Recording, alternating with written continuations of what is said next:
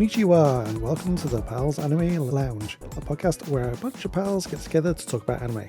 The pals are Artura. Konnichiwa, atashi wa Artura desu. And Gorzagorz. Domo hajimemashite. Gorz desu. And I am your host, Ace. In today's episode, we're talking about 3 episodes of Arknights Prelude to Dawn, aka Arknights Reimei Zensou, a anime from 2022, because as of this recording, the game Arknights Endfield is about to come out, so we're hitting on that SEO goodness. Wait, I thought that Endfield was already out. Like, I saw gameplay of it. Was it just the preview, or was it another Arknights game? There was a few closed betas, so you probably saw footage of that. Yeah. It comes out on the 22nd.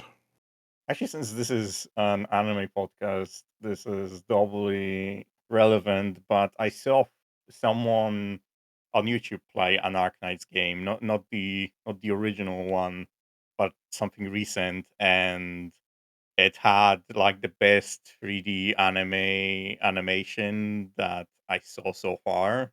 It was really good. In my review, I say that the graphics are really impressive. Mm. This was animated by Yostar Pictures, the studio behind Go Go Loser Ranger and Blue Archive, the animation. Arknights Prelude to Dawn currently has an AniList score of 70%. I wonder if they did Konosuba, because facial animation reminded me of it. No, they did some Azur Lane stuff, not the first season of the first show of that, but other Azur Lane stuff, all the Arknights stuff, and that's Blue Archive, the animation, and a couple other things. Oh, it's a subsidiary of video game developer. Arknights was a tower defense mobile game released in 2019 in China, then 2020 worldwide. Arknights Endfield is hard to describe because it's kind of like Genshin Impact, but with factory automation and squad combat. It looks pretty good. It's pretty fun, and it's free.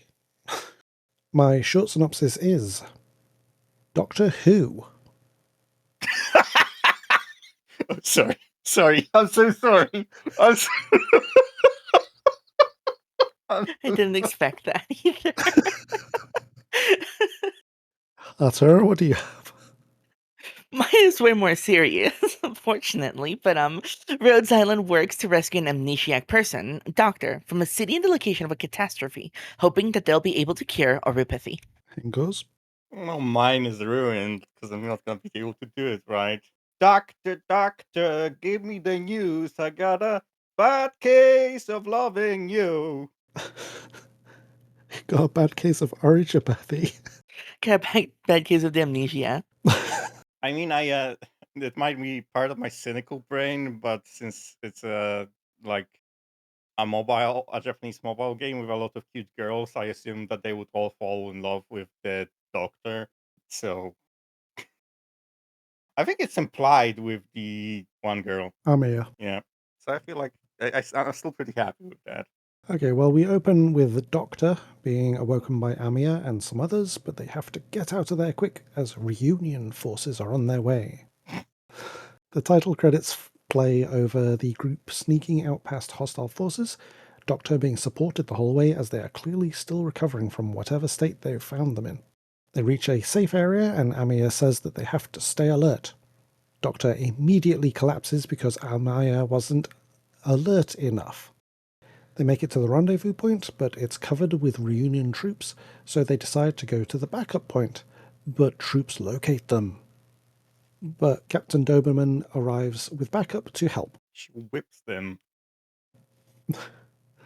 They escape to safety and Doberman puts Doctor in charge. Amiya hands a PRTS device over, but Doctor finally manages to speak and says that they have amnesia. How? How do they know?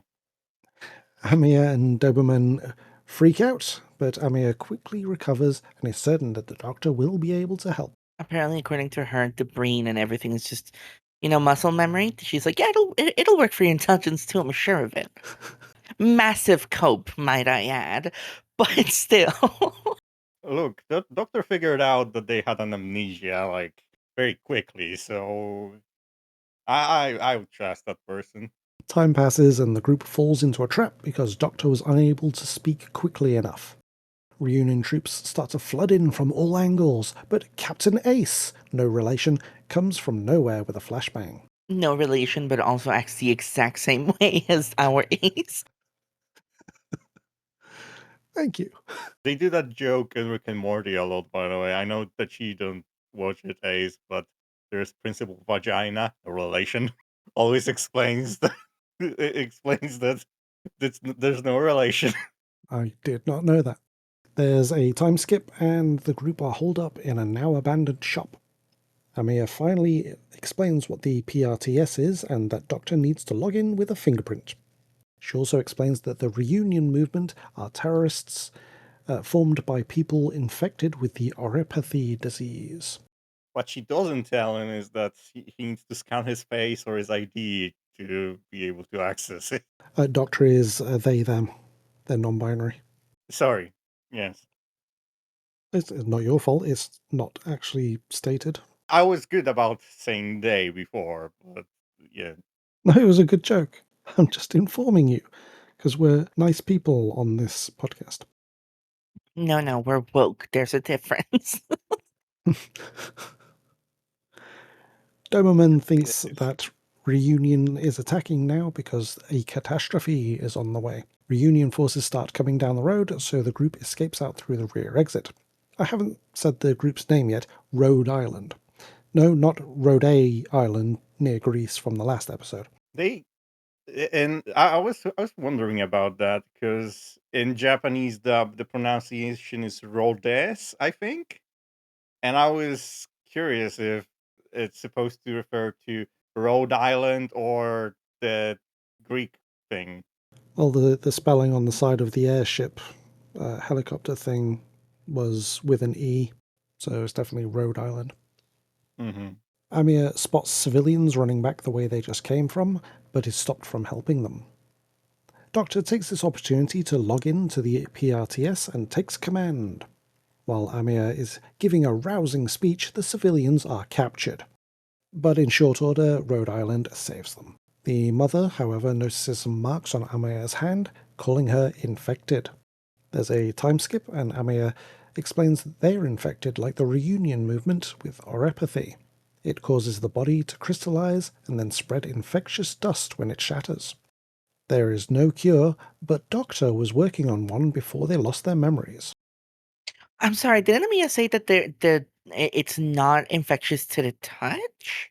Did I misunderstand that? She said that it can't be passed on by like a person, an infected person touching another person, but once the body shatters, that dust infects people. Oh, thank you. I misunderstood that. Sorry. With the catastrophe only 3 hours away, they move on while the credits roll. Episode 2 starts with a news broadcast saying how the riots are being quelled. We cut to the riots out of control and get the titles. We come back to There is no war in Ba Sing Se. Sorry, it made me think of that. They're like, no, we got this. There's no riots. We're okay. And then it's just immediately fire. I was like, oh yeah, there's no war in Ba Sing Se. We come back to the Rhode Island crew walking through a park, still trying to escape the city. Doctor notices a growing fog and tells them to form up, just as the PRTS spots an enemy drone. The drone attacks them, and they split up. While Doberman is distracting Amiya, Doctor is kidnapped. The kidnapper, Crown Slayer, tries to get information from the amnesiac Doctor, but is interrupted by a member of the Hitler Youth. He's wearing a red and black armband and shorts. He's a Hitler Youth. Oh no, our laughing was consent. Mutual understanding. Hitler Youth. This interruption ends with Crown Slayer and her forces retreating into the fog, and said fog lifting. With Rhode Island reunited, Mephisto introduces himself. Rhode Island attempts to leave quietly, but they find the exit blocked by reunion forces. Mephisto offers to let them go if they let him have Doctor, but Amiya immediately denies the request, so Mephisto tells his people to attack. Rhode Island manages to run, kinda, and holds on until backup arrives, led by Neil. Not sure I use her name again. After wiping the floor with the generic troops, she's attacked by a sniper called Faust. The attack fails, and Rhode Island manages to escape the park. Mephisto needs to leave, but sends Faust after them with some troops. Meanwhile, Rhode Island has taken refuge in a back alley clinic which was used by those suffering from oreopathy. Amaya was injured, but while she is treated, we get an explanation of magic in this world. A mineral named originium lets those with natural abilities to use arts. However, the mineral causes oreopathy. They leave the clinic to wait in a square to meet up with another team, and they're almost roasted by a magical flame which knocks everyone down. And as the enemy advances, we get the credits. The third episode opens with Amaya holding back flames with her own arts. Everyone else stares at her instead of escaping the fire which they literally just saw destroy buildings. She tells them to run, and they refuse, and suddenly the fire stops, and we get the titles. The action starts right up again with attacking Tallulah, the fire arts user, but she easily fends them off. Rhode Island plans its escape, but the catastrophe begins. And by catastrophe, they mean it's raining meteors. Amaya protects them from the initial wave, so they break for it. Well, some of them do. Most of them are either injured or remain behind to fend off Tallulah. Later, the catastrophe has passed, while the remains of Rhode Island have found a hiding place. Unfortunately, they are easily found by W.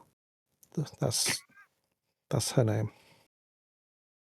She tells them to call her that. It's like big ego much.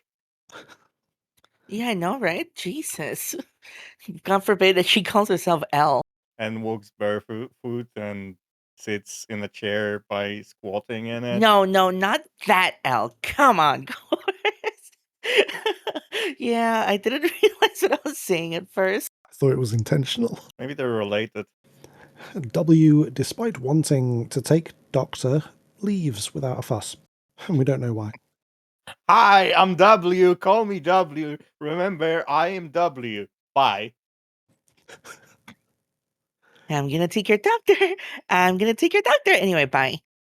It's like that whole "I'm not touching you" people. It's just she's just threatening them with it. Elsewhere, Ace has managed to stay alive despite the entire square and surrounding area being reduced to rubble while facing Tallulah and Mephisto. He managed to save one other person, though lost his arm in the process. Don't worry, he has another one. At the extraction point, Rhode Island are picked up by helicopter and head back to base. Doctor sees some rock clusters, and Doberman explains that it's originium. That's what the catastrophes are, originium falling to the ground. Okay, she then goes on to explain that's what some catastrophes are, others are it's just a wall of fire that then leaves originium behind. Oh, I didn't want to type any more detail than what I did. I shouldn't have said anything. To prevent cities from being destroyed, they're built on top of movement devices, allowing them to simply relocate when a catastrophe is predicted. Doctor questions why the city they just left wasn't moved, and Doberman agrees that's a good question. End of conversation.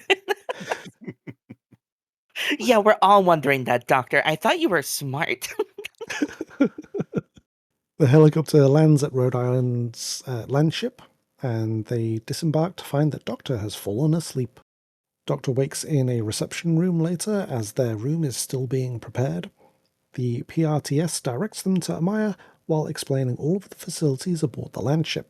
Doctor says that they will help Amaya as much as they can, and she tells them that they have a mission in 3 days' time and to rest. We cut immediately to the briefing room, where Doberman explains the next mission, and the episode ends. So, was this a good adaptation? Yes. Okay, it's a prologue to the game, so it doesn't really adapt any of the story in that game.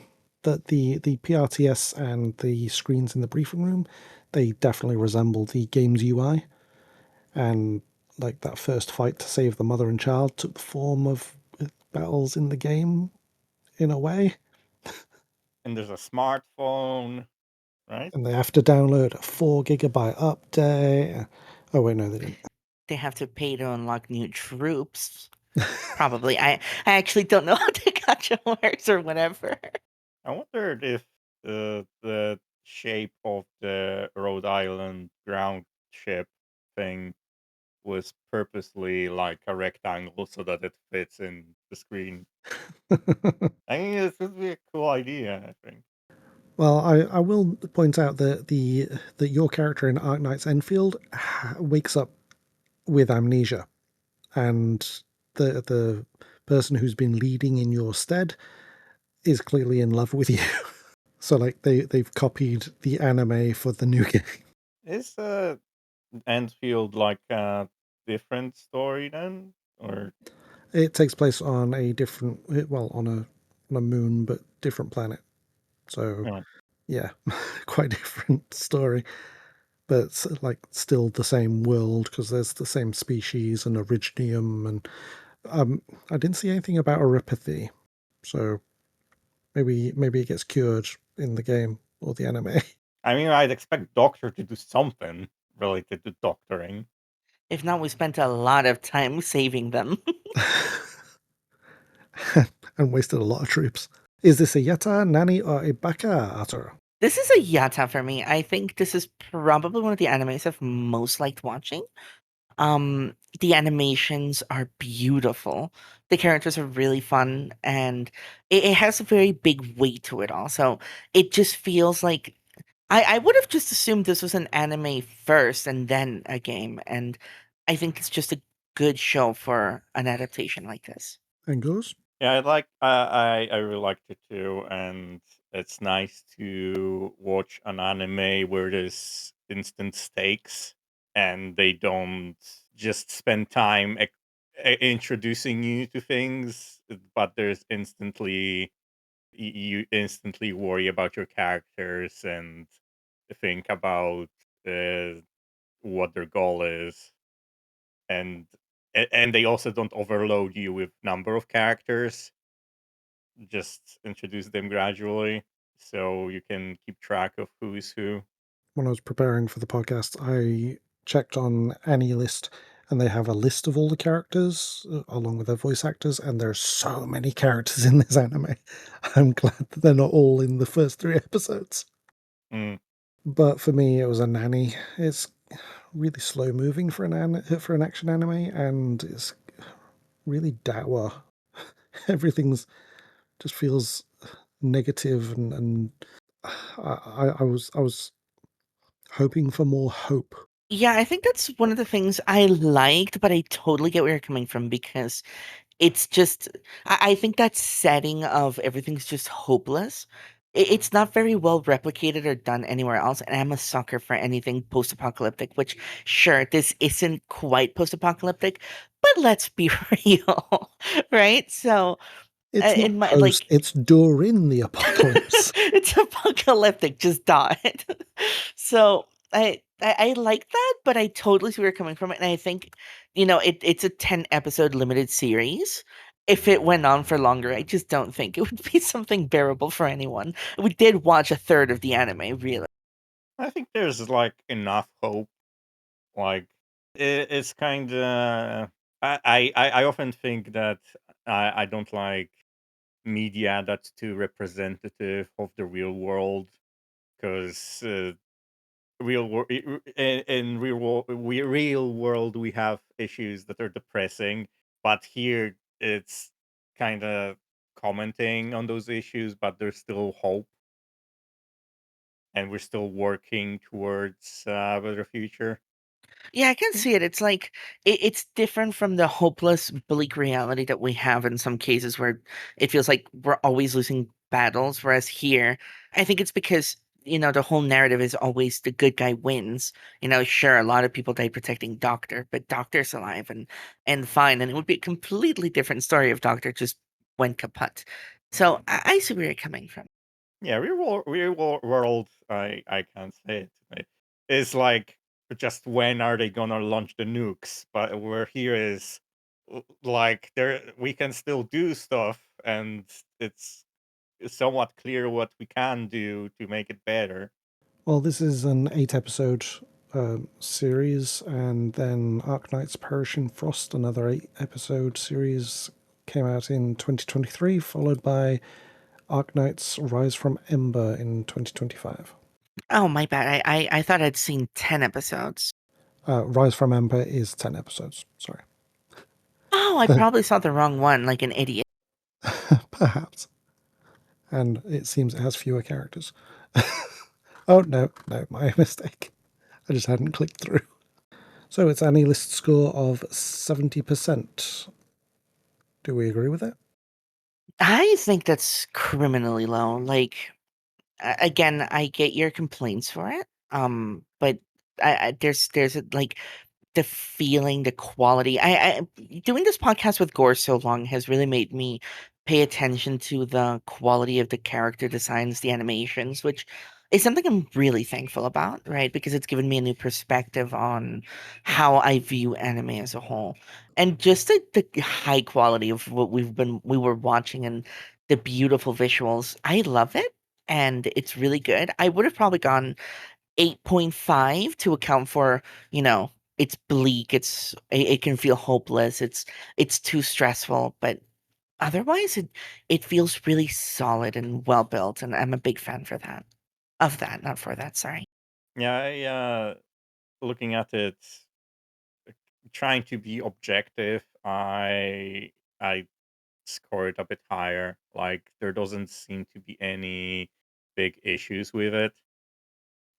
I think it's actually, speaking of doing it for a while, I I feel like when it comes to anime critics, anime is still niche enough so that we have a lot, probably have a lot of snobs that are like, oh, this isn't good. I don't know what I'm doing. That's how I, snob I thought speak, it, is it? I thought it was a perfect representation of the snobs. There was only 3 frames of animation in this part. I don't know what they would complain about, but like from like some reviews that I read, a lot of it seems like that. It starts out like, even if the reviews aren't terrible, a lot of them start out negatively, like really critical, instead of just trying to ease you into it and then say what they liked or what they disliked. It's just negative right away, and then maybe it ramps up to some things being good, or maybe it's all negative and the score is still didn't the score is still not very low. It's like 7. Oh, it all sucked. 7 out of 10.